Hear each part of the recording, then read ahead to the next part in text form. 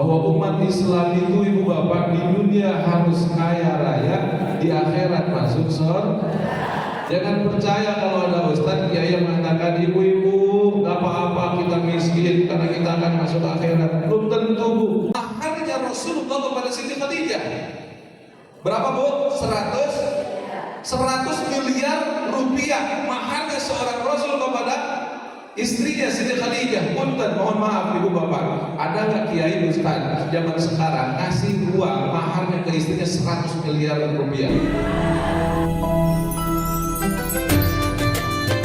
Mohon maaf kepada ibu sekalian bila mana terdapat kehilapan kesalahan semasa kita duduk setiap hari Senin pagi.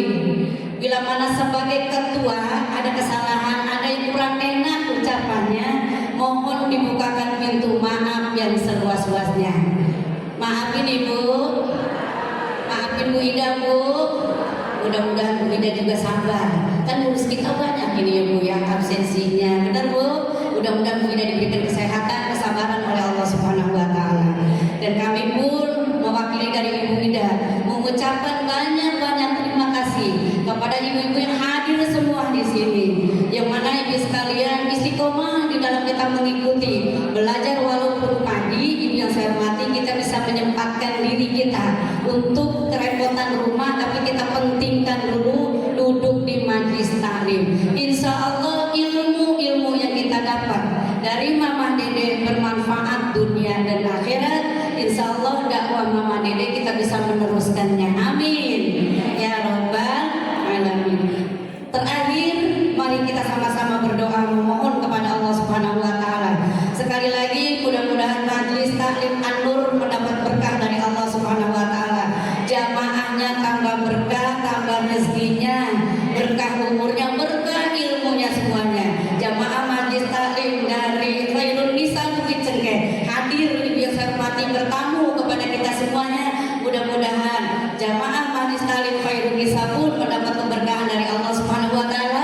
Silaturahimnya ini diterima oleh Allah Subhanahu wa taala. Al-Fatihah bil qabul ala hadirin niyah wa li kulli niyatin shalihah wa ila hadratin Nabi Muhammadin sallallahu alaihi wasallam kiramil Fatihah. A'udzu billahi minasyaitonir rajim. Bismillahirrahmanirrahim. Alhamdulillahirabbil alamin arrahmanir rahim maliki yaumiddin. Iyyaka na'budu wa iyyaka nasta'in. Ihdinas siratal mustaqim. Siratal ladzina an'amta 'alaihim ghairil maghdubi 'alaihim waladdallin. Bismillahirrahmanirrahim. Assalamualaikum warahmatullahi wabarakatuh. Alhamdulillah, kasyukurillah, wassalatu wassalamu ala asrofil anbiya'i wal mursalin wa ala alihi wa sahbihi ajmain. Yang saya hormati Kiai Haji Dr. Zainul Rafiq, beliau adalah singanya Padang Pasir. Beliau pemilik travel Spides, bergabung dengan kita setiap haji dengan Al-Aqsa, dengan Edi Penny. Beliau adalah andalan saya ketika ada di Padang Arafah. Kalau Anda pengen dengar bagaimana doa beliau di Padang Arafah, daftar. Daftar haji. Insya Allah kita berangkat, selalu berangkat beliau bareng-bareng dengan saya sekian puluh kali insya Allah. Jadi perkenalkan, beliau lahir di Tasik yang punya pesantren Cinta Bana. Berapa cabang kan? Beliau ini sepupuannya Adi Maki. Ibu beliau dengan ibunya Adi Maki, kakak adik. Jadi beliau sepupuannya Adi Maki. Dia adalah andalan saya yang lagi di Mekah, luar biasa pinternya, luar biasa hebatnya. Saya bawa ke sini. Kemarin saya ceramah di Spides cabang Bandung Barat, langsung saya bawa beliau ke sini. Ini saya perkenalkan buat Anda biar tidak ragu-ragu kalau berangkat umroh, berangkat haji, bergabung dengan kami. Insya Allah ada 3 travel, ada Spides, ada Al-Aqsa, ada juga EDP. Anda jangan ragu, insya Allah pelayanan dari Mutawid kami sangat naon kan? Insya Allah mudah-mudahan kalau anda mau silakan daftar kepada kami. Saya sambutan sebagai sohibul bed. Seandainya ada kekurangan, karena kata Ida, boleh nggak penutupan pengajian di Ciseeng tapi apa adanya. Jadi saya sebagai sohibul bed mohon maaf kalau ada kekurangan penyambutan dan seterusnya. Semoga anda berkenan, silahkan. Ini yang bisa saya sampaikan. Semoga ibu-ibu senang ketemu anak saya. Kiai Haji, dokter, banyak luar biasa itu. Jadi kalau pulang ke sekolah terakhir, namanya Zainul Rofi. Hatur nuhun. Assalamualaikum warahmatullahi wabarakatuh. Dan selanjutnya yang kita tunggu-tunggu tausiah yang akan disampaikan oleh Dr. Al-Mukarram Dr. Zainul Rofi. Bismillahirrahmanirrahim. Assalamualaikum warahmatullahi wabarakatuh.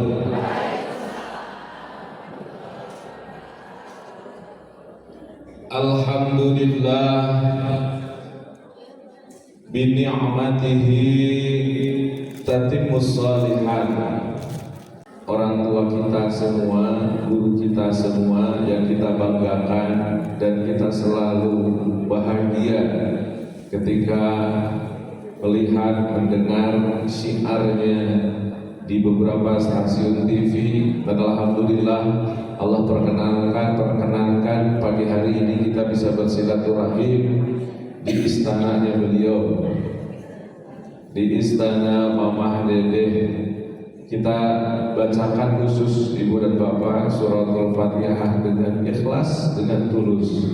Mudah-mudahan Mamah Dedeh diberikan kesehatan, kekuatan, kemudian keberkahan dalam seluruh hidupnya, dan keluarganya tetap ditambahkan keberkahan dan kesuksesan, dimudahkan segalanya. Ala hadhihi niyyah wa likulli niyatin salihah barakati yaumil Qur'an. Al-Fatihah. A'udzubillahi minasyaitonir rajim. Bismillahirrahmanirrahim. Alhamdulillahirabbil alamin arrahmanir rahim maliki yaumiddin. Iyyaka na'budu wa iyyaka nasta'in. Ihdinas siratal mustaqim. Siratal ladzina an'amta 'alaihim ghairil maghdubi 'alaihim waladdallin. Amin amin amin. Yang saya hormati, yang saya muliakan Ibu Hajah Ida, Ibu Hajah Yusniah Munir. Mohon maaf belum pernah melihat wajahnya, tapi berkah kehormatannya sudah sangat luar biasa. Kemudian untuk Majelis Taklim Anur Depok, Ibu hoyong ke Mekah Madinah, punya uangnya, tak masalah. Sampai kapanpun nggak bisa berangkat ibu bapak. Kenapa? Karena ibu itu nanti gaduh. Harusnya kalau mau bu ditanya, ibu mau ke Mekah Madinah, mau, punya uangnya, punya, bisa. Ibu hoyong ke Mekah Madinah, punya uangnya. Nah, ibu sok enggak daftar atau bahkan suami kan catat sadayana.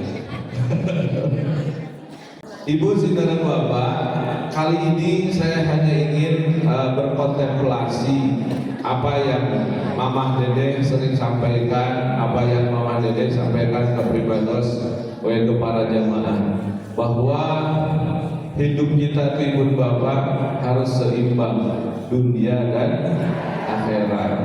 Dan seperti saya lihat sendiri, subhanallah, ngiring saya bu, Mamah Dedeh dunia luar biasa, akhiratnya juga pasti luar biasa.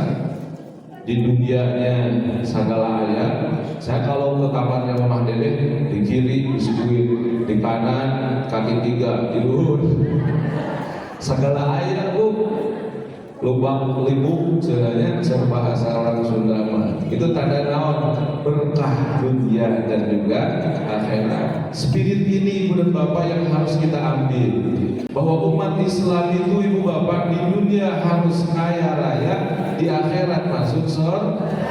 Jangan percaya kalau ada ustaz kiai yang mengatakan ibu-ibu gak apa-apa kita miskin karena kita akan masuk akhirat. Belum tentu bu, di akhirat masuk surga. Justru Islam menarasikan ke kita di dunia kita harus kaya raya, di akhirat pasti kita masuk surga. Doanya jelas. Ibu kalau kita ke Mekah dari Rukun Yamani sampai Hajar Aswad doanya apa?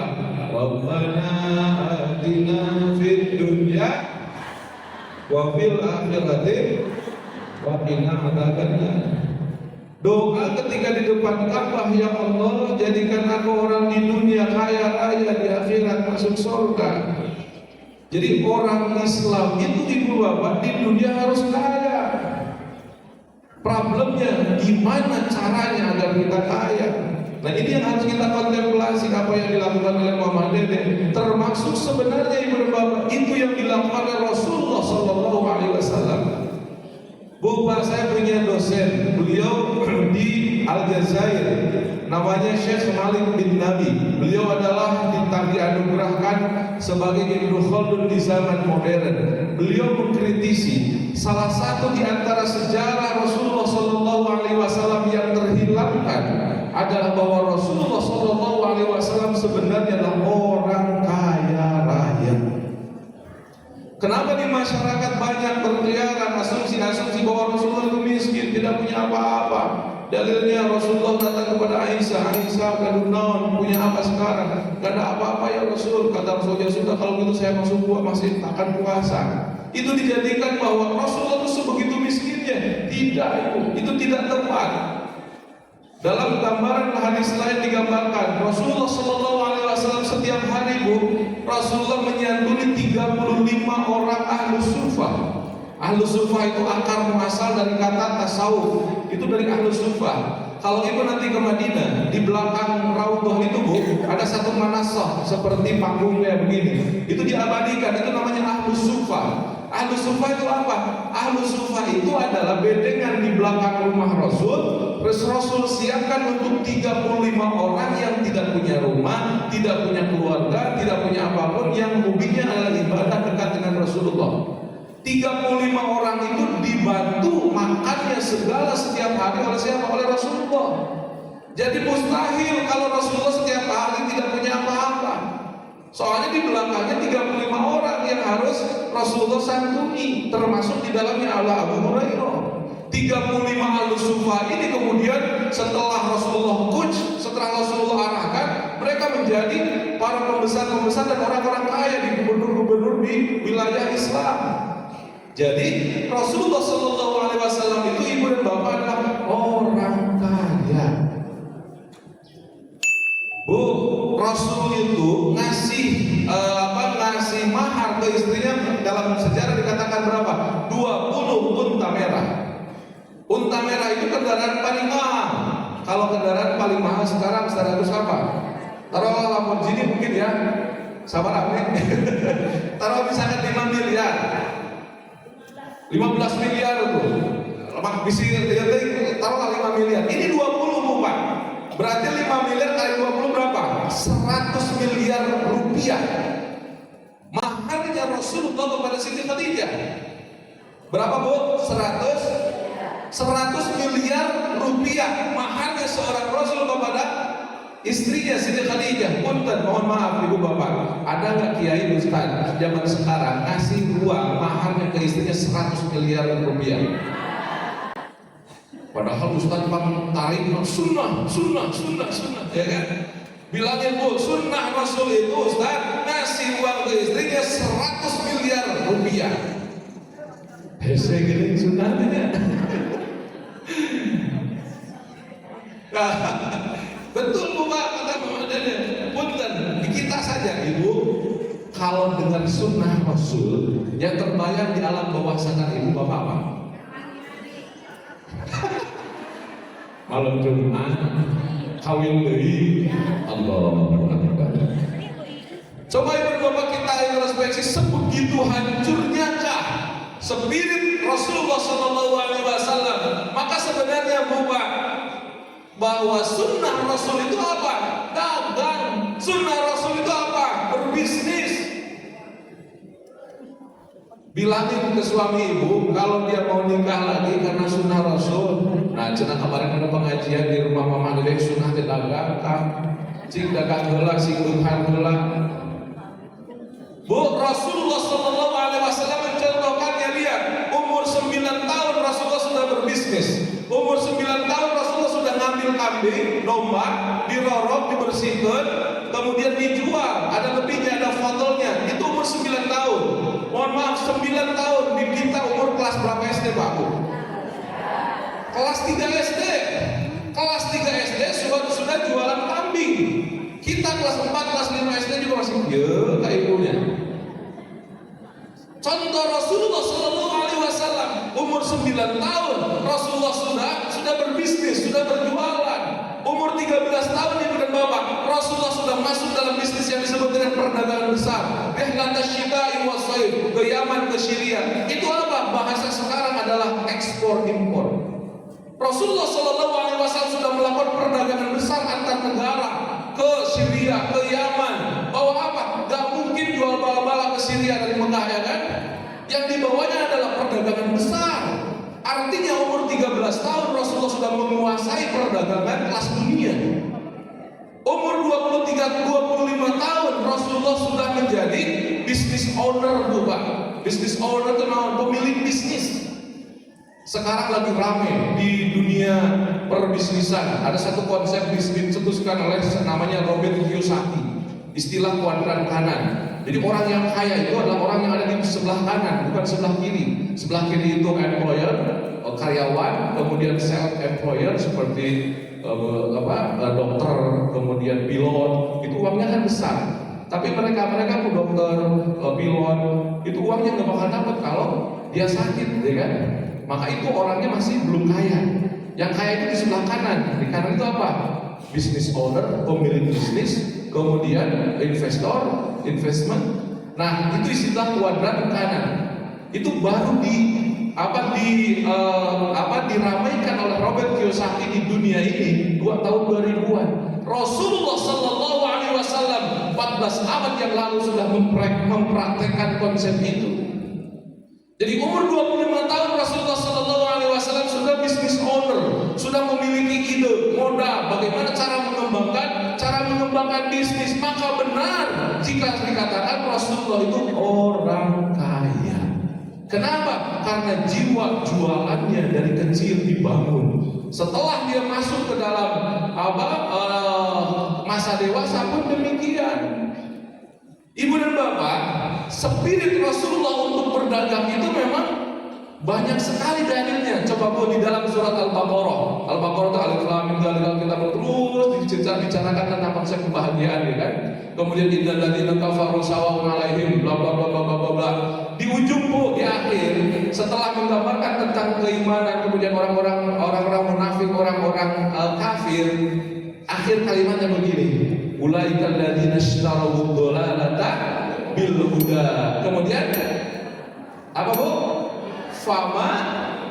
Fama rabihat tijaratuhum. Allahu Akbar. Bicara masalah tauhid, masalah kemunafikan, kesimpulannya ternyata maka perdagangan moal murabah wa untung. Artinya ibu dan bapak, Allah dan Rasulnya memposisikan jiwa dagang, jiwa bisnis itu segalanya dalam peradaban Islam. Buktinya ketika bicara tentang ketauhidan, berbicara tentang kemunafikan, alasannya ataupun juga jawabannya, famal bihan tijaratuhum, maka tidak bakal untung itu tijarahnya. Artinya kehidupan Islam sangat kental dengan bisnis. Kehidupan Islam sangat dekat dengan kekayaan, dengan perdagangan. Ibu bapak mohon maaf, kita ketahui Islam masuk ke Nusantara dibawa oleh siapa? Pedagang Gujarat. Mohon maaf punten, Islam masuk ke negeri kita bukan dibawa oleh pendakwah saja, tapi dibawa oleh seorang pendakwah yang juga dia notabene adalah seorang pedagang. Jadi seluruhnya sebenarnya harusnya kita menjadi pedagang baru jadi ustaz. Dan ini kelebihan yang dimiliki oleh para guru kita Mama Dede. Subhanallah. lihat endorsannya aja.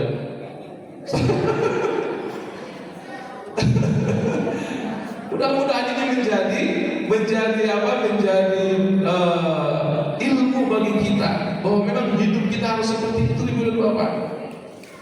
Spirit yang dibangun oleh Rasulullah SAW adalah spirit kekayaan. Allah Rabbana atina fid dunya hasanah. Di dalam narasi tentang ibadah haji dan umrah dibicarakan banyak. Akhirnya apa? Wa minhum may yaqulu Rabbana atina fid dunya hasanah wa fil akhirati hasanah.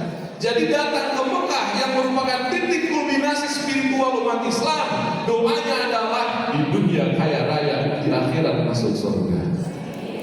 Banyak yang salah, Ibu dan Bapak, mengartikan Rabbana atina fid dunya hasanah wa fil akhirati hasanah. Punten. Bu, gambaran Ibu hasanah fil akhirat itu apa? Masuk surga kan? Masuk surga itu kenapa Ibu ingin masuk surga? Karena katanya mal di surga itu, ya Allah saya pengen makan yang paling enak, jelek ayam. Ya Bu? Ya Allah saya pengen anggur termahal, jelek ada. Itu asumsi Ibu hasanah fil akhirat. Ingat Bu, hasanah fil akhirat dengan asumsi seperti itu digabungkan, disatukan oleh wawu al-atafiyah. Kalau kata santri, ada ma'tuf, ada ma'tuf alaih. Ma'tuf dan ma'tuf alaihnya digabungkan oleh wawu al-atafiyah. Kalau ataf, ma'tuf dan ma'tuf alaih digabungkan dengan wawu al-atafiyah. Ini maknanya adalah al-mutasawa fil hukum fil ma'tuf dan ma'tuf alaih. Kalau gambaran di akhiratnya, saya pengen anggur termahal, jelek ada. Harusnya Bu, di dunia pun Ibu pengen anggur termahal, jelek ayah. Kenapa? Karena bisa beli.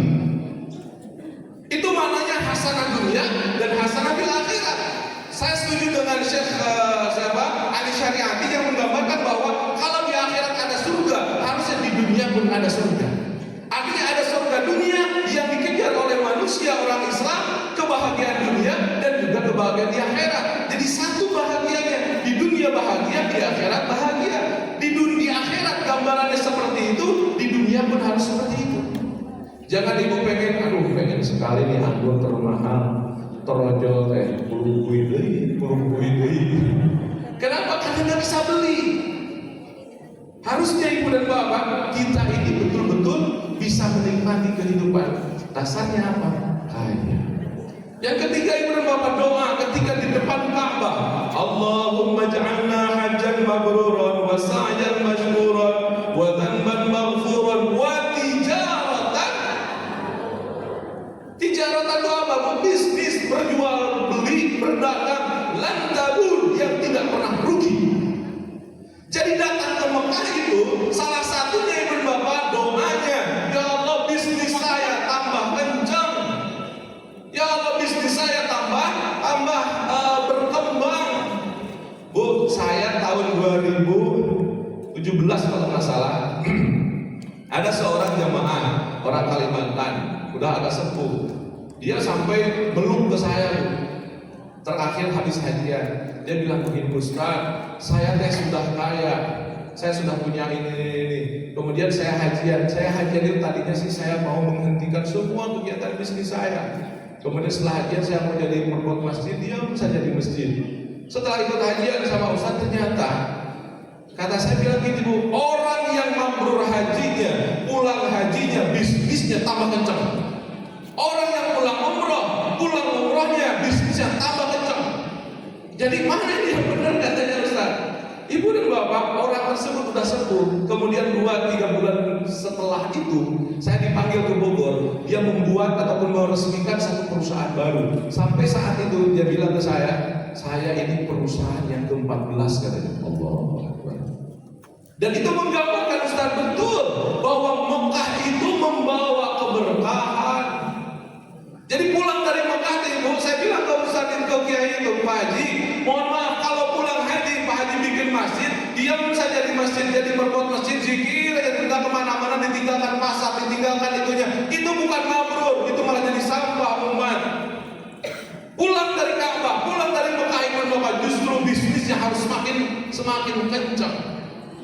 Karena itu doanya tadi, wa tijaratan lan tabur, perdagangan yang tidak pernah rugi. Jadi Ibu dan Bapak, ternyata Kalau tadi Mama Deda dari awal sudah mengajak, mari, itu memang bukan ajakan iklan, tapi dakwah Ibu dan Bapak. Kenapa? Lihat hadis Rasulullah sallallahu alaihi wasallam, tabi'ul hajj wal umrata fa innahuma yanfiyani minal faqr. Laksanakan haji dan umrah, fa innahuma kan haji dan umrah yanfiyani, meniadakan minal faqr, dari kefakiran.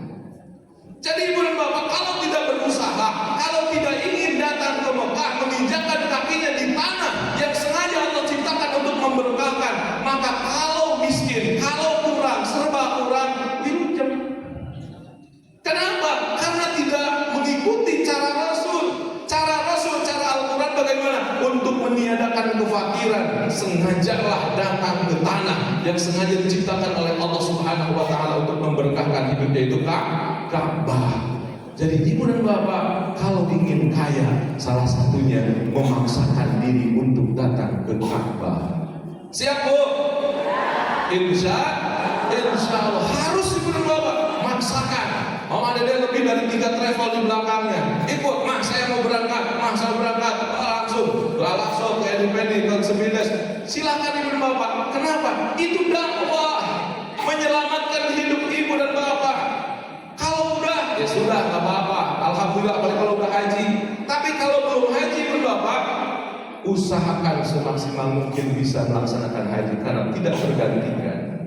Kalau sudah haji, sudah perbanyaklah umrah berkali-kali. Haji cukup 1 kali saja. Kasihan yang nunggu berpuluh-puluh tahun, ya kan? Nah, itu makna yang Allah Subhanahu wa Ta'ala gambarkan di dalam surat Al-Imran ayat 96 Ibu dan Bapak. Inna awwala baitin wudi'a lin-nasi alladzi Bakkah mubarakan. Fungsi Ka'bah itu menjadi pemberkah. Saya yakin di sini ibu-ibu dan bapak-bapak banyak yang sudah berhaji, yang sudah berumroh, yang belum, yuk mulai niatkan, kencengkan niatnya Bu Pak. Kencengkan niatnya, insya Allah kita akan bisa. Ya Allah, sebelum Engkau cabut nyawa kami, jadikan kami orang yang bisa Engkau sandarkan di kota Mekah dan kota Madinah. Amin ya Allah ya Rabbal Alamin. Kenapa? Untuk menarasikan kekayaan dalam kehidupan kita di dunia dan juga di akhirat. Ibu dan Bapak, makna lain dari kaya itu apa? Adalah ada hidupnya semakin berkah. Berkah itu apa? Ziyadatul khair, bertambah kebaikan, bertambah, kalau kata Syekh Al-Azhar, an-numu, growing ataupun grow, ada kenaikan.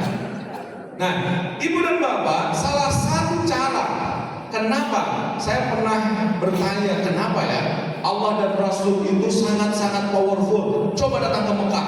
Ketika datang ke Mekah, kemudian pulangnya akan kaya. Kenapa? Subhanallah, jawabannya ada Ibu dan Bapak. Kenapa orang pulang dari Mekah itu kaya dan berkembang? Karena Ibu dan Bapak ternyata selama di tanah suci diajarkan, dipaksa, disengajakan untuk selalu bersyukur. Salah apa Bu? Allahumma ja'alna hajjan mabruran wa sa'yan mashkuran. Mashkuran itu satu akar kata dengan syukur. Sa'yan itu bukan hanya sa'i dari Bukit Safa Marwah. Sa'yan itu al-hayatu kullah, berkehidupan. Kehidupan saya ya Allah, semangat saya ya Allah, mashkuran, penuh dengan kesyukuran. Ibu dan Bapak bayangkan, kalau setelah ke Mekah, pulang dari Mekah, terbiasa bersyukur, apa yang terjadi? Masuk ke grand teorinya yang besar, surat surat Ibrahim ya. Wa idza adzana rabbukum la in syakartum. Jadi ternyata Ka'bah itu Ibu dan Bapak dinarasikan menjadi sumber kekayaan, sumber keberkahan, karena Ka'bah menjadi menara kesyukuran kita.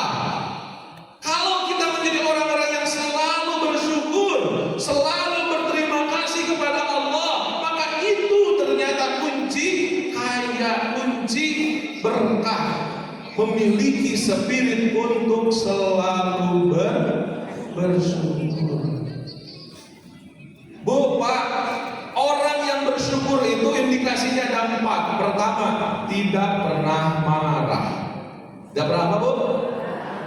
Gak pernah marah. Ibu osok marah? tidak pernah marah. Yang kedua, tidak pernah mengeluh. Yang ketiga, tidak pernah sakit hati, tidak pernah menyalahkan orang. Dia selalu fokus saja untuk bersyukur, tidak pernah marah. Kalau ibu bapak ingin menjadi orang yang paling bersyukur, saya selalu sampaikan kepada para jamaah, ibu dan bapak, sekarang kita berada di kota Madinah. Sepulang kita dari kota Mekah ataupun juga mau ke kota Mekah, oleh-oleh terindah dari kota Madinah adalah akhlaknya Rasulullah. Akhlaknya Rasulullah apa? Bi Allah tentu. Bu, Rasul itu apa?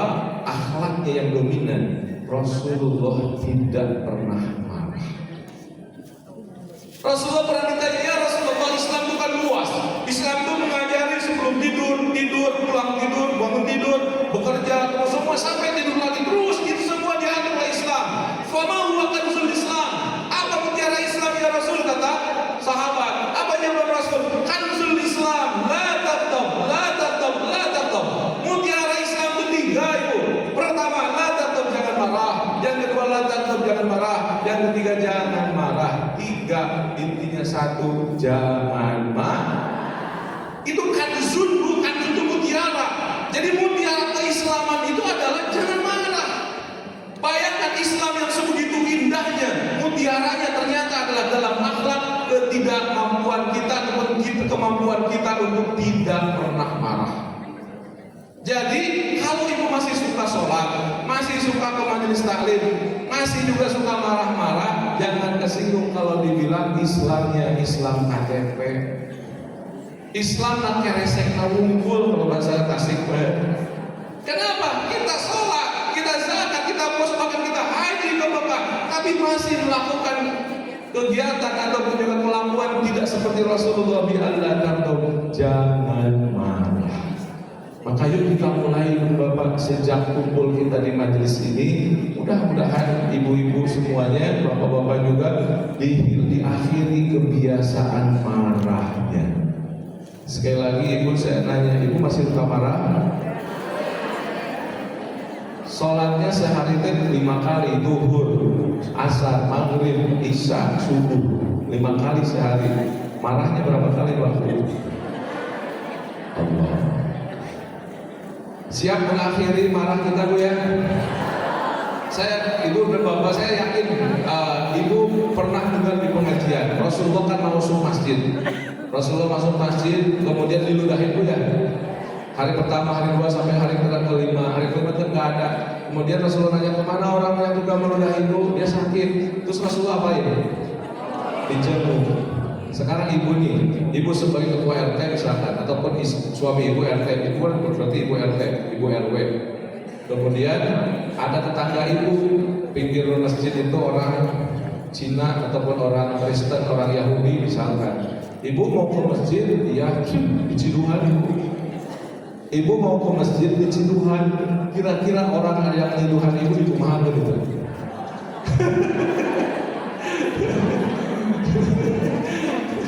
Padahal ibu tahu Rasulullah itu diludahin, Bu, Pak, sekali 2 kali. Kalau kita ditantang seperti itu, mampukah kita, bisakah kita seperti Rasulullah? Allah. Bu, Rasulullah sedang berada di majelis di Masjid Nabawi.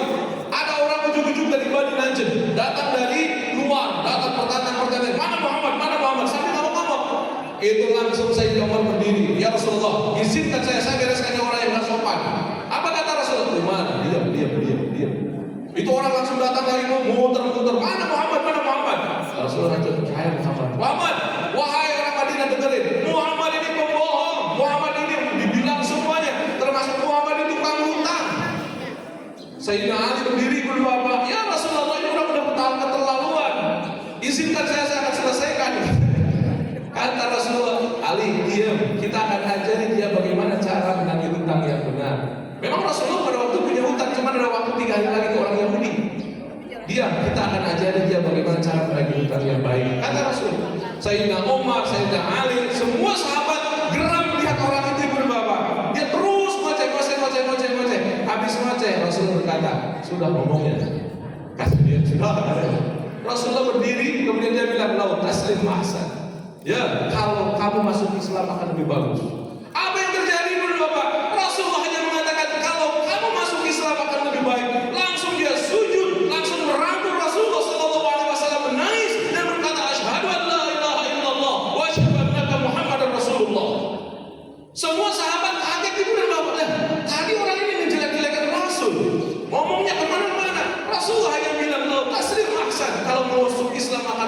semuanya baik. Kata Rasulullah, duduk semuanya, kita tanya aja. Dia berdiri, kenapa? Apa sebenarnya terjadi? Kata Rasulullah. Baru dia cerita tuh. Wahai sahabat-sahabat Muhammad, saya ini dari Madinah jauh, kalau sekarang mungkin di Riyadh. Saya ini punya agama, saya ini pemuka agama. Dalam agama saya ada sebuah keyakinan, ada sebuah berita dari nenek moyang saya dari zaman dulu. Dia bilang begini, anakku, engkau sekarang menggenggam agama ini, tapi ingat nanti akan ada agama yang hak, yang baik dan benar. Datangi dan ikutin agama itu. Tapi hati-hati, tanda-tanda orang yang membawa agama yang hak itu karakternya satu, tidak pernah marah. Kata dia, saya mendengar di Madinah ini ada agama baru namanya Islam. Saya dari Madinah, saya sengaja datang ke sini untuk memperlihatkan bahwa benarkah agama Islam itu benar. Maka saya datang ke sini lebih memancing apakah Muhammad suka emosi atau tidak. Ternyata saya lihat dengan mata kepala saya sendiri bahwa Muhammad tidak pernah marah. Dan saya yakin dengan agama saya, dengan leluhur saya, bahwa kalau sudah ada agama yang dibawa oleh orang-orang yang tidak pernah marah, maka itu agama yang benar. Maka sekarang saya saksikan masuk dalam agamanya Muhammad. Pantas ibu dan bapak Rasulullah itu menebarkan Islam dengan apa? Bihulukin adi, dengan akhlak agung yang tidak pernah marah. Maka ibu dan bapak, yuk stop. Apalagi kita mau masuk bulan suci Ramadan. Mudah-mudahan ya Allah, sejak hari ini saya tidak akan lagi pernah marah. Siap bu? Masuk bulan suci Ramadan tidak akan lagi ada pernah pertentangan di keluarga. Kenapa? Kebiasaan marah kita sudah kita hilangkan sejak di ruangan ini. Siap? Allahumma syahid, Allahumma syahid. Nanti suami ibu kaget. Ini si mama biasanya jam genapnya udah ngomong. Sekarang kenapa enggak? Oh kemarin habis ngaji di tempatnya Mama Dede. Jadi stop, tidak akan lagi pernah marah. Apa bahasa Arabnya bu? Lantas stop, jangan marah, jangan marah, jangan marah. Ustaz gimana saya kita suka marah, tapi kan dia benar, memang ibu dan bapak manusiawi kalau marah. Tapi Rasulullah juga ngasih solusinya. Pertama bu, kalau ibu marah, kata Rasulullah yuharrik, bergerak bu. Jadi kalau marah itu jangan diam saja. Kenapa? Indal ghadab, ketika marah setan masuk dalam sendi-sendi tubuh kita, masuk di dalam sekujur tubuh kita, menguasainya. Maka kata Rasulullah yuharrik, gerakan bu. Jadi jangan diam saja, makin sakit hati, makin ingin berantem, maka harus gerak. Maka gerak olahraga itu bagus juga bu untuk mengurai aliran darah ukot yang dikuasai oleh setan. Jadi harus bergerak. Ustaz saya sudah bergerak tapi emosi kene gitu kan, masih emosi bagaimana? Fal yatawadda, wudu kata Rasul. Masih emosi nih, gerak masih, datang ke tempat air wudu. Jadi setelah bergerak, kemudian wudu, kemudian aku sholat. Ustaz saya sudah bergerak, saya sudah wudu, sudah sholat, masih juga emosi, itu mah harus diruqyah bu. Itu tandanya kesurupan. Insya Allah mudah-mudahan. Yang intinya adalah ibu bapak, jangan sekali kita merasa bangga, wah saya ini bisa marah-marah. Enggak, marah-marah itu bukan posisi yang baik. Termasuk dalam mendidik bu. Dalam mendidik kepada anak-anak juga jangan marah. Kalau ibu marah kepada anak-anak, itu bu misalkan gini, anakku sholatlah engkau, kemudian dipancarkan dengan amarah. Yang nempel di memori bawah sadar anak itu bukan sholatnya bu, tapi yang nempel di memori bawah sadar anak kita adalah oh begitu tuh cara marah. Jadi kita ngajarin ke anak kita itu ngajarin tentang marah, bukan harus sholatnya. Ya informasi sholatnya hilang, maka caranya itu yang harus kita ganti. La taghdab kata Rasulullah, jangan marah. Maka hidup kita akan selalu senantiasa tenang, nyaman, bahagia. Maka itulah ibu bapak salah satu narasi harus kita menjadi orang yang di dunia hasanah dan juga di akhirat hasanah. Yang terakhir ibu dan bapak, bagaimana caranya agar kita bisa hidup di dunia hasanah, di akhirat hasanah? 3 hal itu dan apa yang harus kita persiapkan agar kita menjadi orang yang bisa menyeimbangkan dunia dan akhirat. Yang pertama Ibu Bapak adalah kita harus senantiasa ingat akan kematian. Ingat apa, Bu? Wa kafa al-mauta nasihah. Cukuplah ingat kematian itu nasihat. Tapi ingat, Bu, ingat kematian itu bukan hanya terbayang pocong, kuburan, sedih, tidak. Lihat di dalam surat digambarkan, wadhkur ibadana Ibrahim wa Ishaq wa Ya'qub ulil aidi wal absar dzalika akhlasnahu bi khalisatin dzikrillah. Kata Allah ada 3 manusia yang ideal, Nabi Ibrahim, Nabi Ishaq, Nabi Ya'qub. Kenapa? Ulil aidi wal absar. Mereka itu bersemangat dalam bekerja, wal absar berpandangan futuristik. Kenapa mereka itu sebegitu ideal? Dzalika akhlasnahum bi khalisatin dzikrillah. Aku tiupkan kepada mereka Ibrahim, Ishaq dan Ya'qub bi khalisatin dzikrillah. Ingat akan darul akhirah. Jadi kapanpun siapapun yang Allah jadikan dia ingat akan hari akhir, dia hidupnya menjadi semangat, dia hidupnya menjadi futuristik. Ibu dan Bapak, kalau menurut teori yang sekarang, Stephen Covey itu punya teori 7 habit. Salah satunya disebut dengan start from the end.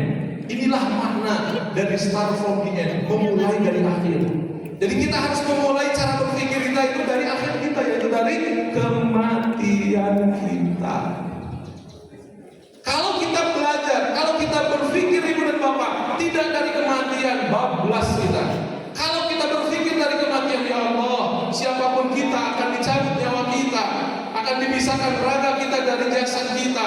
Siapapun kita nanti tidak akan lagi bisa bergerak mata kita, kaki kita, tangan kita hanya terbujur.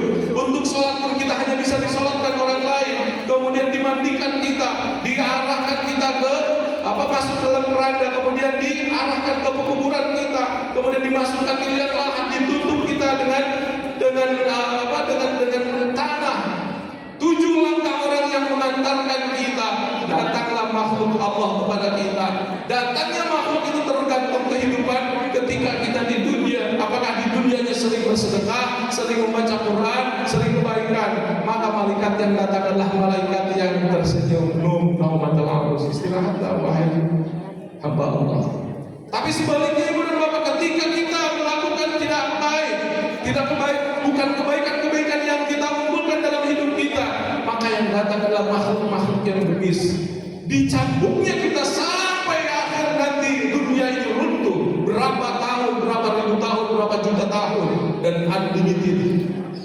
Hidup kita yang 60, 70, 80, 90 tahun, 100 tahun negara tidak sebanding dengan sekian ribu tahun dalam alam barzah yang kita tidak tahu.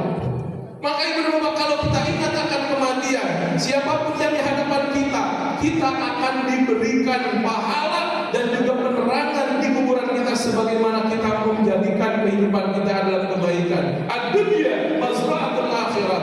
Dunia itu adalah tempat menanam, dan akhir kita adalah di akhirat kita untuk mengambilnya, untuk memanennya. Maka ingat kematian, semakin kita bersemangat, kita menjadi customer service, kita menjadi penerima tamu, kita menjadi penerima tamu yang baik. Kenapa? Karena kita akan mati. Apa yang akan kita lakukan? Apa yang kita harapkan? Kebaikan kita kepada customer kita, kebaikan kita kepada orang yang berhadapan dengan kita, seluruhnya akan menjadi kebaikan. Dan itu Ibu Bapak makna lain dari al-mabrur. Al-mabrur itu dikata di Amerika kata baru ya biru, berdedikasi, mengabdi. Jadi pikirannya dia selalu dan senantiasa melakukan kebaikan. Kenapa? Karena ingat akan kematian. Dan memang Ibu dan Bapak, hadis itu menggambarkan. Kalau kita sering membaca ayat-ayat panjang, menghafalnya, apalagi nanti bulan suci Ramadan, ya, ketika meninggal itu datang mereka, ditanya oleh malaikat, siapa kau? Aku adalah surat Al-Baqarah yang sering dibaca oleh mayat, panjang, luas, terang. Kalau ibu misalkan saya ada orang kecil, kemudian lampunya kecil, siapa kamu? Saya adalah ayat yang suka dibaca oleh mayat. Apa? 3 kul falak, kul binas. Di lampu negeri alif ilukul. apalnya nan eta nya teu naon we lah gitu nya daripada poek kompleng teuing. Jadi ibu dan bapak yakin baca Quran, kebaikan kepada orang. Al-Quran pun ibu dan bapak menggambarkan. Allah menggambarkan kalau seorang sudah meninggal, kemudian dikasih kesempatan sebentar saja masuk kembali ke dunia, akan apa yang dia lakukan? Ternyata ibu dan bapak, Allah menggambarkan kalau orang yang sudah merasakan hari akhir, sudah merasakan alam barzakh, sudah mengalami masuki alam setelah alam kehidupan sekarang, dikembalikan ke dunia sebentar saja, apa yang akan dia lakukan? Bukan ke Mekah, bukan ke Ka'bah, bukan umroh, bukan apapun, bukan semuanya. Apa kata Allah mengatakan? La asaddaqu, aku akan kembali ke dunia ya Allah sebentar saja. Untuk apa? Aku ingin bersedekah. Allahu Akbar. Indahnya ibu dan bapak bersedekah. La asaddaqu, aku akan bersedekah. Jadi apapun yang kita miliki ibu dan bapak, baiknya bagusnya adalah masukkan di dalam koridor apa? Bersedekah. Niatkan semua itu untuk bersedekah. Menggaji orang itu pun adalah niat kita bersedekah. Apapun, subhanallah, sering kita bersedekah, maka akan terasa indahnya dunia dan juga di akhirat. La asaddaqu, aku akan bersedekah. Itu yang pertama, ibu bapak, ingat akan kematian.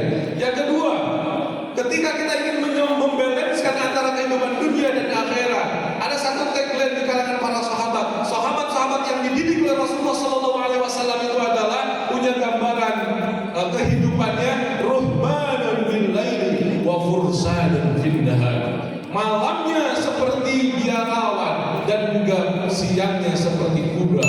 Malamnya dia cucurkan air mata dan siangnya dia cucurkan keringat.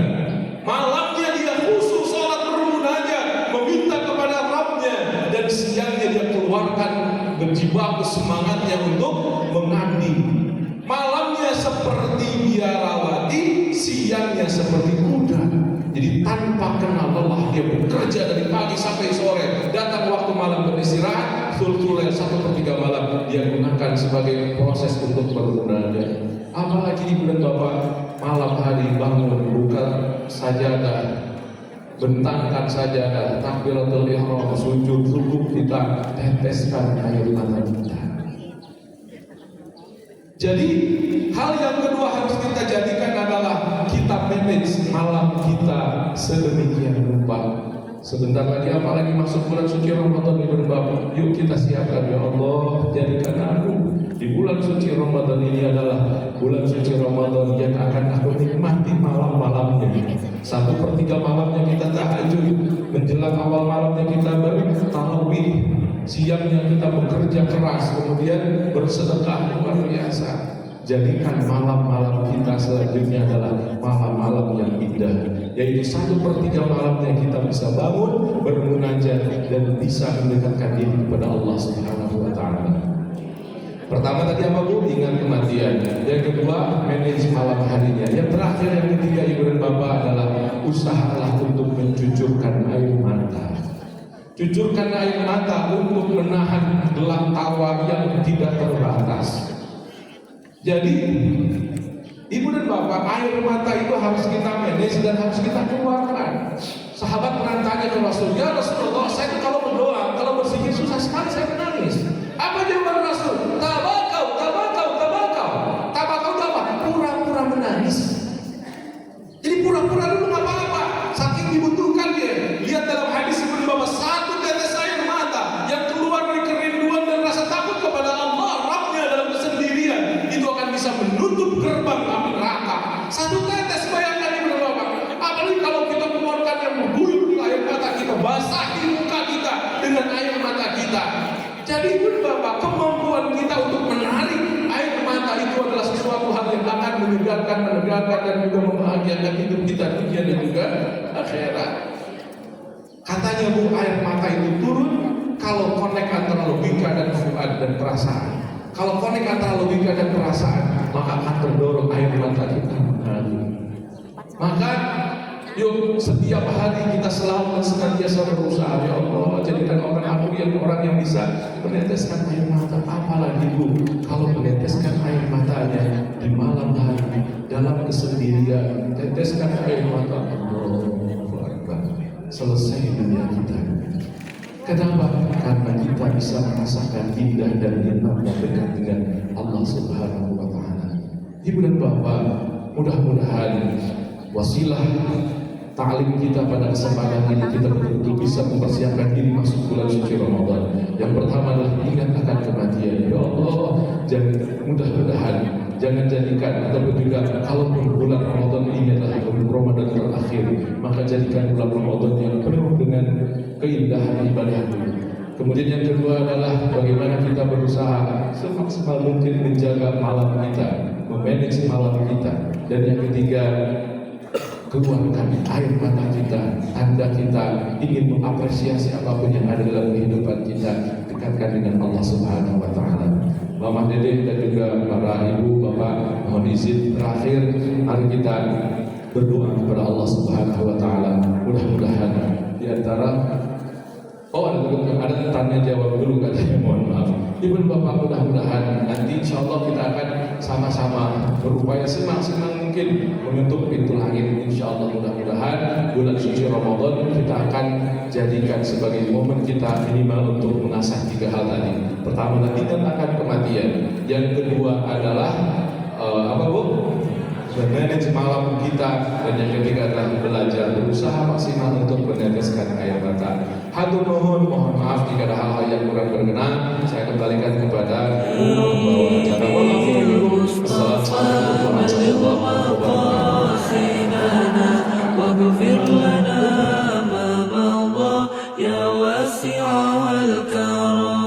Muhammadun Sayyidul